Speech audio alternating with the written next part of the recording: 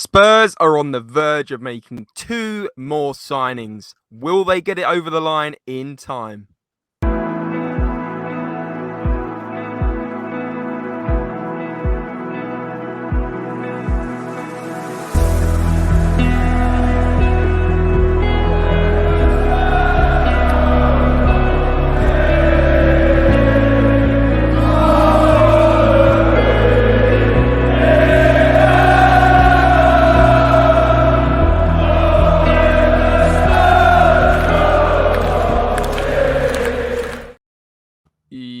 Yes, guys, hello and welcome to another Spurs-related YouTube video and podcast. I hope everyone's doing very well today. Today, we are doing a quick transfer update video for you guys, talking through all potential new deals, Ansu Fati, Brennan Johnson, and some potential outgoings as well. Today, I'm joined alongside Andre of Spurs-related all the way from Canada, and we're going to be breaking down those news details for you and potentially giving a couple of opinions. But guys, if you do enjoy these transfer update videos, please do smash the like, subscribe if you're new, and comment below your thoughts on these talking points. But Andre, let's get straight into the first talking point. And I believe that is the man that we talked about recently, Brennan Johnson of Nottingham Forest. And Spurs in talks to sign him.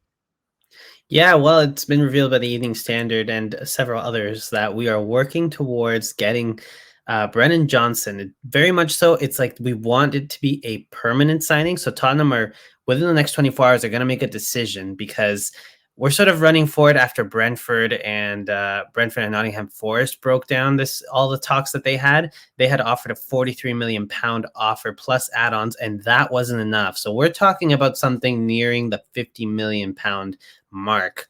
Will that be worth it for this guy? That's up for you guys to decide. But I mean, James, do you think he's worth 50 million? Do you know what? In this current climate, I think you could argue anyone's worth 50 million. I mean, literally an hour ago, Cole Palmer's going to Chelsea from Manchester City for £45 million. He's a very young academy player, and £45 million for him. Is Brennan Johnson worth 50? You could argue in this climate, yes. But do I think we should spend 50 million on him? I'm not so sure Ange wants him. If Ange wants him, potentially, you could argue we should want him too. But he's very proven in the Championship, done very well there, helping them get up to the Premier League. Did okay last season, scored a few goals, but I mean, he is in a Nottingham Forest team that lacked goals anyway. So in a better team, would he score more potentially? But guys, let us know in the comments below. Brennan Johnson, you happy with this link? Does it look like it's going to happen? What do you think? I'm mixed emotions on this, but I'll leave the Spurs-relatables to decide, Andre. Yeah, for sure. And I mean, after yesterday's game, I feel like a lot of these upcoming news reports, including this one, have been sort of pressed on because of how things went. I mean, it's kind of embarrassing to get out of in the first round that we're playing in the Carabao Cup. So, I mean, I know Postecoglou is a big fan of this guy, so we'll see what happens. But moreover than that, the more surprising turn of events was that Spurs have rejected a Sanchez bid yesterday. Apparently, it's about a €9 million bid from League One Rennes. Spurs want something close to 50 million, 20 million, and he seems like the bigger backup option. So it's definitely one of those things where maybe Sanchez might not be, in that much of a priority to get him out of here. Well, firstly, let's just address the elephant in the room from last night. Obviously, Tottenham shambolic in the Carabao Cup, out in the second round, out of one of potentially two to three competitions we can win. Premier League, definitely we're not winning. So we're already at the Carabao Cup. I don't even want to talk too much about that. I'm so angry about it still. But Davinson Sanchez missed the penalty. Why is he third up? I don't know. However, his performances have been a lot better in pre-season and when he has featured in the league. However, he was shambolic again yesterday in terms of going back to his old form. And my goodness, it reminded me of why I banged on for so long about wanting to get rid of Davinson Sanchez. So has he had a good pre-season? Yes. Has he been okay under Ange? Yes. Last night showed signs that he isn't maybe the centre-back we thought we'd signed from Ajax in 2018. I mean, yes, he shouldn't be priority to sell. Dier, Tanganga, other players there. But my goodness, he wasn't good last night. And I'm sure a lot of people agree with me on that. Yeah, I mean, I'm the biggest when it comes to not believing in Sanchez, but all the power to him if he continues to show some sort of brilliance there sometimes, but sometimes it's not good enough if we're trying to be successful. So Exactly. we'll see what happens. We have a few more days left in the window. Something could happen, but it looks And like I there's mean, even bigger problems coming. yeah, I mean, just quickly, sorry, Andre. I mean, also last night, and I said I wasn't going to talk about it, but we made 9 changes, and that just proved how bad our squad depth was. We were getting outplayed by Fulham's B team. Our squad depth is not good enough. We've known for a while we should be moving on some of these deadwood players. Some of them played last night. They were shambolic. It was embarrassing for the 6,000 travelling fans. I don't want to see some of those players that played last night in that 11 again. And what? We've got less than 48 hours by the time this video is uploaded. Yeah. The transfer window left. Again, we're trying to scramble getting rid of Ndombele, which we're coming on to. It just seems crazy while we've left everything again to the last minute of getting rid of these deadwood players. We're not going to do it all in a window. We know that. But why have we not at least moved 2 or 3 on? I don't know. Why we're now scrambling to get rid of players on the 30th of August 2023. Well, I mean, you want to talk about players that are looking to possibly move on. You've got Dier, who has fallen down the pecking order. He hasn't even seen some game time, and it's actually kind of it's interesting to see what's happened to him over the last few years. And it's becoming clearer to him that he might not be in Postecoglou's plans, and he might try and find a way out. He has been determined to sort of impress Postecoglou, but clearly that hasn't really worked at the moment. Only time will tell what happens with him. Hasn't been any big news, and I don't know if that's on his end or the fact that other clubs just don't feel like going for him. There was talks the other day, maybe not tier one, about him going to Bayern Munich and potentially they're looking at him. Crazy to think Eric Dier could be a Bayern Munich player, but at the end of the day, like you said, he's fallen down the pecking order.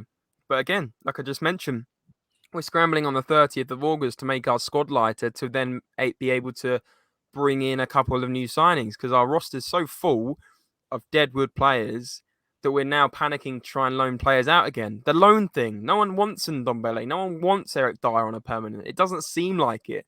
And even if there is clubs, it's very limited and it's all very last minute. And without being negative on this episode, because I feel like I've been quite negative just because of yesterday wound me up a lot. And I'll be honest, it just seems like it's the same old thing, just scrambling to try and get rid of players last minute. I mean, we've been doing this pod, for 2 years now, Andre? How many windows have we talked about where we should have got rid of Eric Dier, Sanchez, Sessegnon, Davies? Why are we still talking about them 2 years on? I just don't get it. I Yeah, really don't. I really think that it's going to happen really soon. But Especially when? because we've signed some good players. Like, it's better than nothing. But you know what? Yes. Let's move on before we Yeah, get let's too move on. heated, because even I'm starting to get heated. Let's talk about another move that just happened today, which is Spence. He's made his way out to Leeds on loan for the year.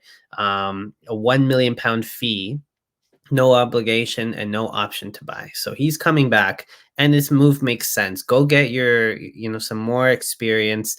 It's going to be very hard to break into a team that has two, right backs in their prime right now, of Pedro Porro and Emerson Royale. Now, if one of them starts to not play well again this season, they might see a way out, and that will be Spence's time. But his time is not this season. So best of luck at Leeds. Yeah, not much to add on this one. I mean, good luck to him, and hopefully it's a good move. We were saying in previous podcasts we wanted him to go to England into a lower league team, either a lower league Premier League team or an upper team in the Championship. Leeds are going to be pushing for promotion back to the Premier League this year, so I think he's going to start. He's going to get game time. He's going to develop. He's not going to get any game time at Spurs. We know that under Conte. We've seen it. Ange hasn't really played him. I think he played him a couple of times very briefly.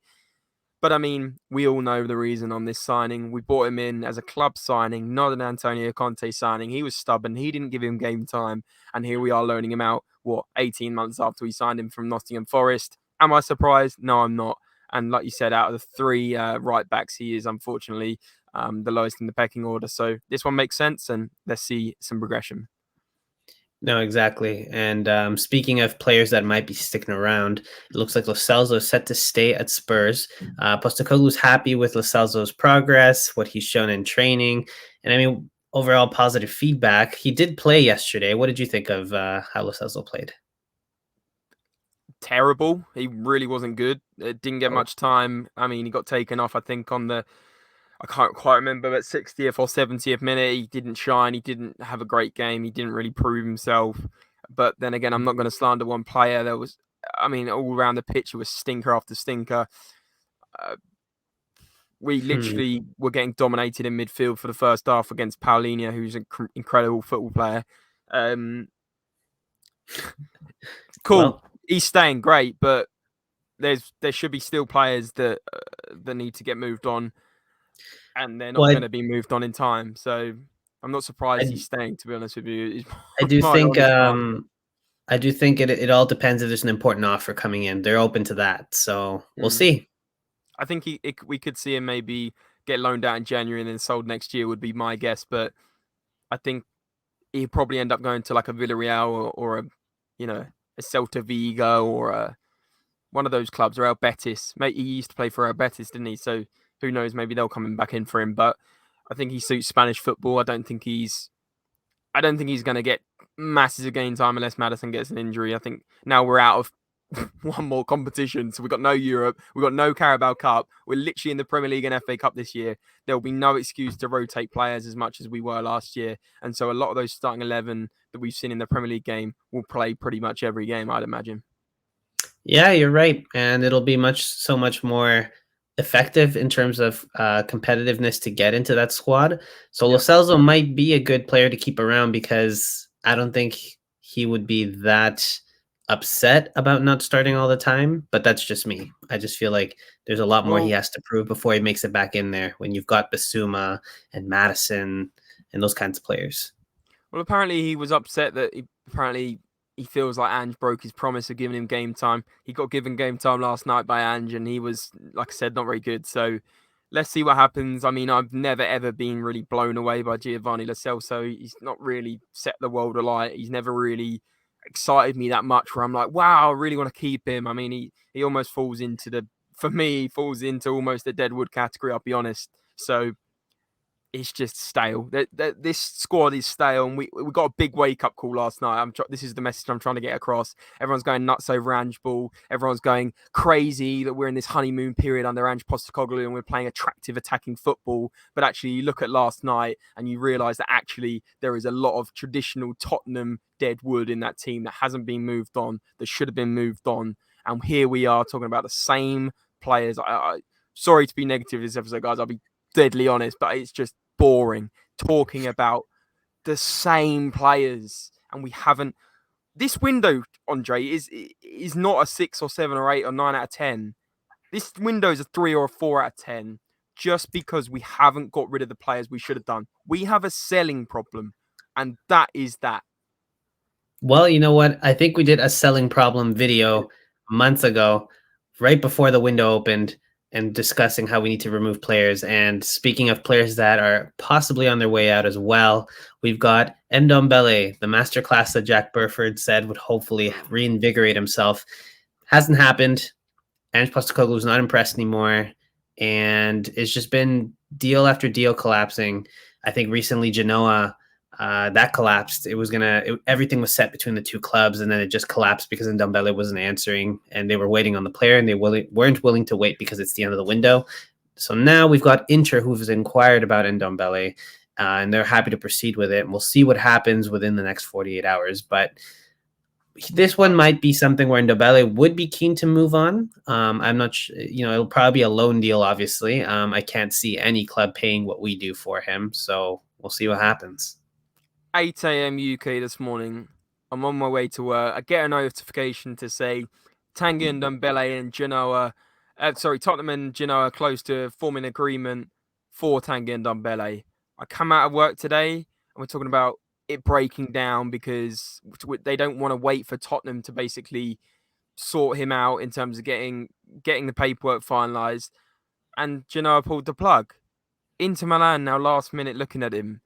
Why last minute? This is my question for the whole video. Why are we leaving it till the 30th of August when it's no surprise that these players are not in Ange's plans? Ange would have known his plan a month ago. So why didn't we get rid of them? Why are we then going, oh, we'll get rid of them next window?